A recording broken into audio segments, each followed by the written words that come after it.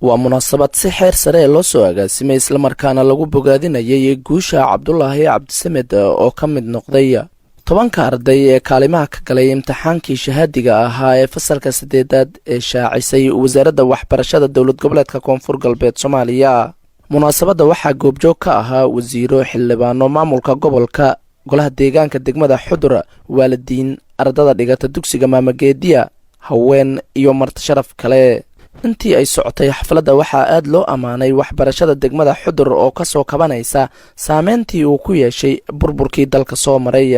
ugu horeyn munaasabadda waxaa ka hadashay maamulaha dugsiga Maamageediya Luul Maxamed Nuur. Maamageediya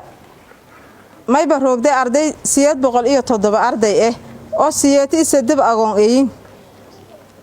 oo sagoona iskoolka linka xanaanayo ardayda iyada walbadan lagu kacaawiyo dhanaga dharka haatoy dhanaga oo buugaagta haatoy lagu kacaawiyo lama shiftiya shaqeeyo iskuulka mayba leeya kala qayb kale oo dadka waaweyn wala ka baraw galabti oo lama 180 qof casarkii wala baraw balaa imigal in iska jar yalay taas markaan ku gudub mayba meelan mahadwiinhan ku jeediyay markaan ka horay tortalankii dhulkan soo qurux badan nin waqafi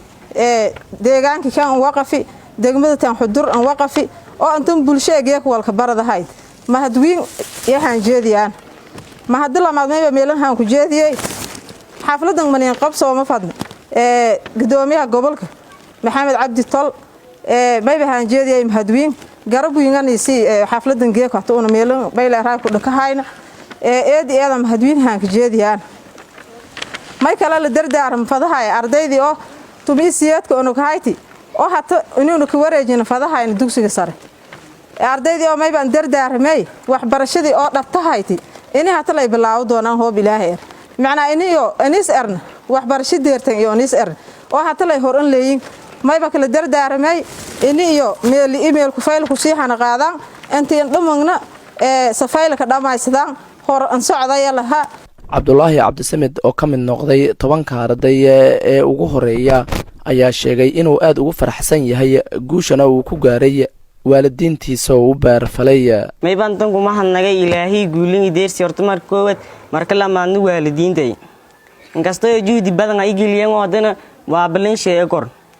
sababtoo waalidiintis walweel kormale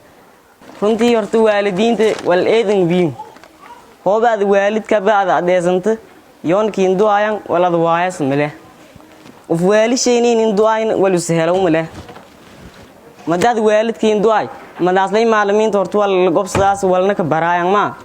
uf waalishay bahabaari wal jinaha kulmi intii wal barada uma taabiyoon runtii hadigeeka may baroognay guuli inkastoo had guuli ku siibayntii oo gobolkan gooyin fadaan oo form 4 wilin deer primary leedka egna may faday intii taas bug siiduun secondary intaan kaalantan amal leedan gal qoron iigsiga kaaso. qaybihii kala duwanaa ee bulshada munaasabadda ka hadlay ayaa hambalyo u diray dhammaan ardada sanadkan degmada Xudur uga fariistay imtixaanka shahaadiga ee fasalka 8aad oo dhammaantood wada guuleystay. guulan waliba aan hooytay shakhsi maan hooyina Cabdulaahi maan hooyina family JBS maan hooyina and Maamageedi bes maan hooyina waliba lana si wada guud ay hanin kooyti waliba lana hambalidaas intii la qaybsano and tankala sababtoo uu kuma naqani ardaydii anki yarayti oo ku qiigalay imtixaanaadka Koonfur Galbeed 8 gool markii la fiir gobolka anki arday yar uu naqani taas wali ku sii daranaatana arday intii ku metelna imtixaanaadkii oo dawladda federaalka Soomaaliya oo una ankamnaba form 4 leeyahay oo sanadkii la dhaafay taasna ma leeyahay eediyada ku xuna laakiin saan ma leeyahay walahi hatu bilawta ma dhii doonta yaani waliba iska higna saan ma leeyahay waalidi hoobuneen oo un ardaydii waalidu een wali ki saabtamaanaysa arday koranka kaafadi wal kasto oo maalinka suubi erayilay kaana ma ku bedelan inta uu dhigno dadaalana diilay tankala yarkiyaad la sheegay oo kaalanta ku wadgal oo gobolka dhangal meen galna Maamageedi wal in galay gobolka Bakool oo dhan sharafani eete wal gaar ahaan tan si galay Maamageedi haatan waleeray iskoolkii qof ku dhiiba ma taatan hambaliyo lamaado intii oo la dhiirigeliyay waalidiinta iyo ardayda intii la dhiirigeliyay macallimiinta la garab surmo warbarashadaasay ii guulasay intii la goobaabiyey ardayta la garab surmo maamulka gobolka iyo degmada mas-uuliyiinta hooyooyinka iyo waliba waalidiinta oo waliba ardaydaasay ha ku jeedaan una kumad anna waliba lan qaadanay intuuna garab surugno waliba waa dadkaasay oo iskuulkaas meel walba oo bashadugay maamageedii meel kasta oo la ka dhakaaw ardayda taana roogda dhammaan gobolka Bakool intuuna garab surugno ya diyaaran anna marka ma eediyadan amaananahay iskuulka maamageediya guud ahaan maamulsha iyo macallimiinta iyo ardayda unoon shalbiyana guud ahaan meelaha hambalyada yasiin la qaybsadaana ka maamul ahaan kuriika geeka guulaha hooyi meelana usiina mahad ko deertoy may guulahan hooyiday guud ahaan gobolka gaar ahaan maamulka degmada Xudur bunayno baaba ka faana korna taasoo macnaaje ay xarunta gobolka may buu degmada Xudur marka meelana kuriika hambalyo eedan ka faraxsana barnaamijka sahooyi insha Allah foomon halkaasina waxbarashadiis wali iskoolka ku fadho insha Allah ani qaba sanadkan horteena arday badan galaas foomforka saxana waxbarashada nagadaas hoobaaleer taasna farxad iyo guul hadahan hooyiti oo gaar ahaan waxbarashada oo taxanan nagati yahneen bati taasna wali juhdi ay geliyeen maamulayaasha iyo macallimiintii oo baahiyo ololadiyo hirideen in awlaadtii walbara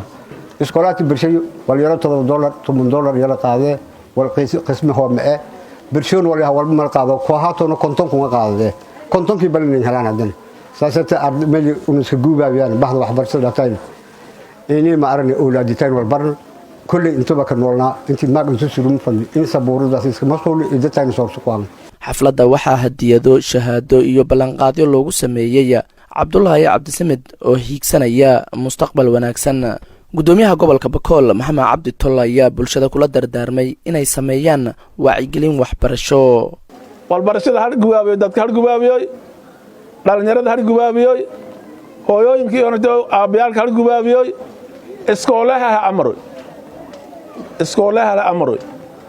nasiib daradu naashid may waa tuulooyinkii la faday saadan in iskoolo ku furo oo meelaha ku aasaas tuulooyinka may la raawin hadigee ku koyan ayada may la raay walbarasho badan ku koyta ka baad markaas aad la tirtama fan afartan haafado shaleeda wala ninka barado wadankii kan inta dhamaay meel walbarasho ku soo tumo walaay awlaadahay wal ku soo hay jinni irfida ka darmay may la raay qaraha bilaay la baraha onog marog baadi awlaad wal ku soo dadka ma indin wada may la raay jaamacada ingiliye liblo todo bilood ka baadana maykin ko soo kale yoon elfu hamalna dhin marka lanki beledkin awlaadis banaanka jara walbarsado ha kuwado tuulooyinka ha kuwado shaanada inta walbarada iskool ilaahay dhiki iskoolad badan jara hatta lam iskoolad fadaan hadii ilaahay leeyahay dhis way kala ka tar jarna jaamacad may la raay kuleejo oo may la raay yaalka aqoonta oo may la raay walka barada jiifna la soo raashin la soo dhasadoon hadii ilaahay mustaqbalka sanadkan gabagabadiis ya balaawan taasna han ziyaadas marka way la faday in la ka gubaabi dadka walbarasho la ka gubaabi laan wal an kasaan meel midiiro ugu dambeyn munaasabada waxaa soo xiray Xasan Ibraahim Lubuur oo ka tirsan xildhibaanada maamulka Koonfur Galbeed Soomaaliya haddii jaamacadii inta ku helaano secondary inta ku helaano primary inta ku helaano awlaaditeen idoo kala dhileen saata governorka shaqay oo kala meel raay magaalada ka kasta ardu rumood erigaasay xaqiiqo way walaa walbarashada darrada iyo dhibaatada iyo danuubta wadu adduunkan fadskiga laha fasahi internet way حقيقة واي أنك هو بعد أرك دخوف يوجد يعني ها بك قد يسبلي ها اللي بفيريم بقول كلمة الشيطان بالله صحيح دقابة ما يقال ذي ما يلا هاي والنجس قال ذي واقع أولاده ولا يوه هالكفريبوي أنك يصوت مسن إنجرسنا موبايل إنجذا لي موبايلك الشرو والفائدة أما كسبهم ولا ليالو ولي نسجوا بيكون نسجوا بيني ده علم الله عقل الله بدن أول نشاقي ونجب جبي إنسورني ولي انتنين كأكا ميلا راي حفلة ديتان